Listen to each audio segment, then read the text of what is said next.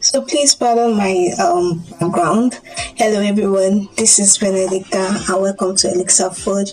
So today we're going to be talking about IO and IEx.pry. If you are from JavaScript or if you're from JavaScript, you'll have known about console.log that you use to see what your functionality, the output your functionality is bringing, to know step by step how to debug. So in Elixir, IO is one of the tools we use for debugging. It helps us to understand what each variable or each data in a variable, what are they doing. So if you're building a house and you come to there and you do audio architecture of the house, you'd sit down with maybe other of your colleagues and you go through the design you did, and both of you be like, okay, can the toilet stay here? Can this building we went to survey, can it take 3-bedroom flats? That's the same way in IO.inspect. We try to inspect what we are doing. Is it okay? Is what we are doing, are we going on the right track? So this chapter introduces the input and output mechanism, file system related tasks and related modules such as IO, file, and path. This IO system provide a great opportunity to shed more light on some philosophies and curiosity of Elixir and elixirLang. So let's hit it. The IO module is the main mechanism in Elixir for reading and writing to standard inputs and output to do standard error, SDR files, and other IO devices. Usage of this module is pretty straightforward. So it's really simple to use IO.inspect. So I'm gonna get my notebook.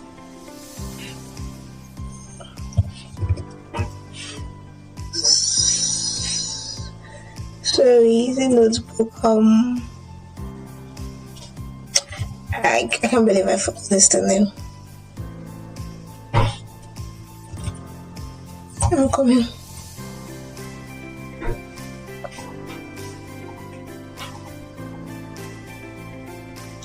Live book. So I call it notebook instead of live book. So that's what I was trying to open.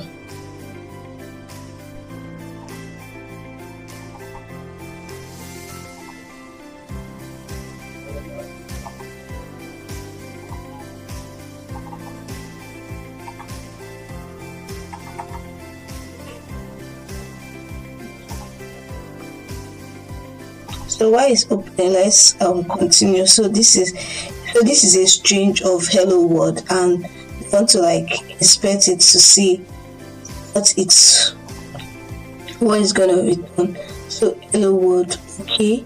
So return an okay, which is a tuple, and IO.get yes or no, yes or no, yes. So by default, the function in IO module read from a standard input and write to the standard output. So it read your code and it writes back. So it's able to read what you're saying and write back to you to be able to see what he actually read. We can change that by passing S3 as an argument in order to write the standard error devices. So we can use this in order to write standard error device. So it says hello world, okay.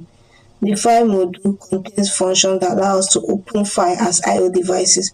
By default, files are open in binary mode, which requires developers to use specific IO.being-read or IO.being-write function in the IO module. So you see file.open, it helps us to, when we are working with file, the file module helps us to read from the file, write to the file, close back the file when we are done. The file could be opened with append option instead of write to preserve its content. You can also pass the UTF-8 option, which allows the file module to interpret the bytes and read from the file UTF code and other too. Unknown files. So you get this not error. So when we go about error, you be able to understand what is not, because there are so many error that comes with when you're dealing with file error. Couldn't read. No such file directory exists.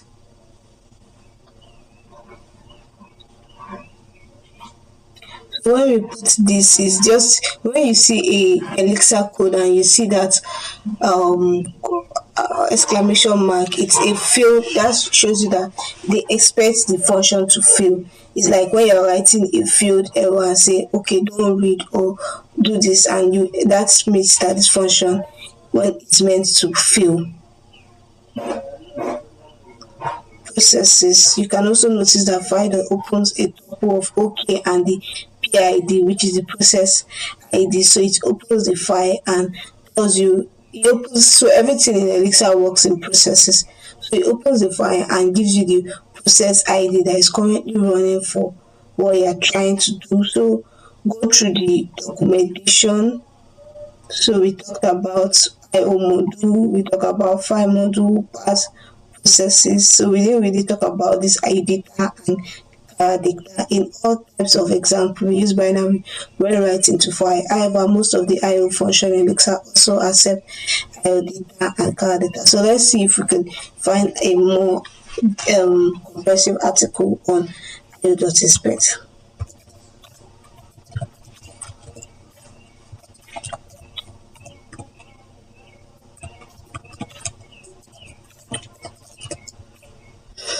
So when you learn something, don't just go away from the basic surface level. So we have it in exercising. So this exercising is a way for you to practice your Elixir. So you can use exercising to practice your Elixir.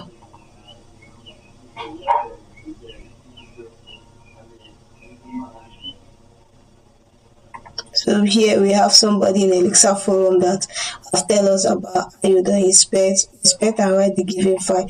So we even have a proper documentation of IO.inspect, and we have the Elixir school telling us about IO.inspect, implement IO.inspect in Elixir. So they're telling you how to implement it, and one of the key functions is a debugging tool. So you can label your output. I most times label my output. So it gives me, what I mean by labeling of output is that you could do so many files, but if you just do IO.inspect over like this, you might not really understand what am I inspecting currently, especially if you have so many files. But if you label it, it's easy for you to know, okay, this is what I'm expecting at this point in time, and this is the result I'm getting. So let's try it out, guys.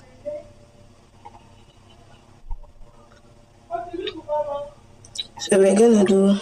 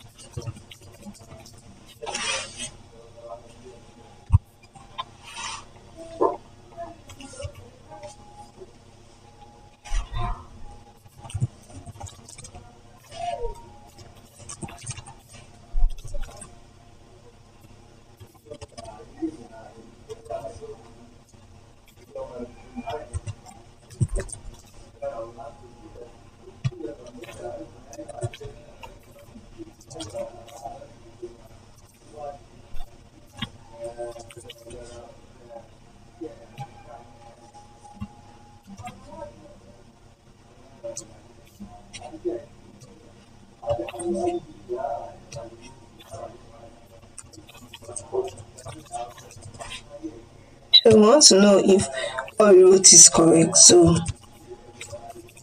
I want to know what is going on. So I can give this is a label here. So I can say name. So I know, okay, this one is bringing out the result for name. The output I'm going to expect there is the output for name. So the output I'm expecting here is the output for row.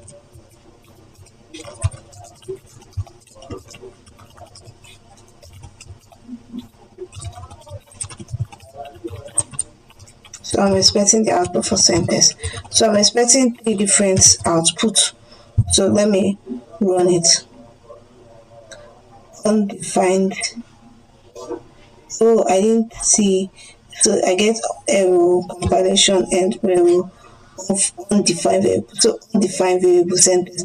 So it get the Elixir makes so easy to understand. So I understand that sentence and I'm like, oh, this is where I expected it. Is these two things the same thing? So you see Ijoma, Elixir. So I can remove this. I don't have to do this. This is already a concatenation I'm doing here. So I will just say Ijoma. Okay, so I can say Ijoma is an Elixir developer and loves and she loves it. So it's Ijoma is an Elixir developer and she loves it. Because this is the last sentence, it would just put it for me by default. But I'm able to see, oh, this is how the structure came. There was a name, there was a row, and there was a sentence. So you see name dot row because this is the label I give it. So the label gives you the name. So I'm able to see, oh, so if there are like 50 labels, I'm able to know where did my code break. Oh, this label didn't come in. That means this code did not run properly or compile properly, and then I'm able to go through that code and inspect it. So if you see over here, they are putting a params, they are inspecting it, map the quantity and price, IO.inspect, and so they are inspecting it every step of the way. So they are able to know where it breaks and what happened. So this is another form of, so you can put inspect in your function, you can put it in your variable, and you get the results. So you don't have to start thinking, I don't know, do I put it in my variable? Did I put it in my function? So you see IO.inspect protocol, IO.inspect for debugging. It's perfect for debugging, sorry, because it returns its arguments unchanged. It does not change whatever you are bringing out. You print it the way you write it, so it's easier for you to know, oh, what did I do? So that's all on IO.inspect and on file. So the next time we are meeting, we are currently trying to do pagination in Elixir. We were going through so many things, but we came across this library. Sorry. Yeah, we came about this phonics pagination, but that's not what we use. So we came about this library, Scrufia. I can't pronounce it properly, but this is what our next in our next video we're going to be talking about how you can use this package in order to help you in your pagination. So stay tuned for the next video. Thank you. Bye. My name still remains Benedicta, and welcome again to Elixir Forge. Thank you.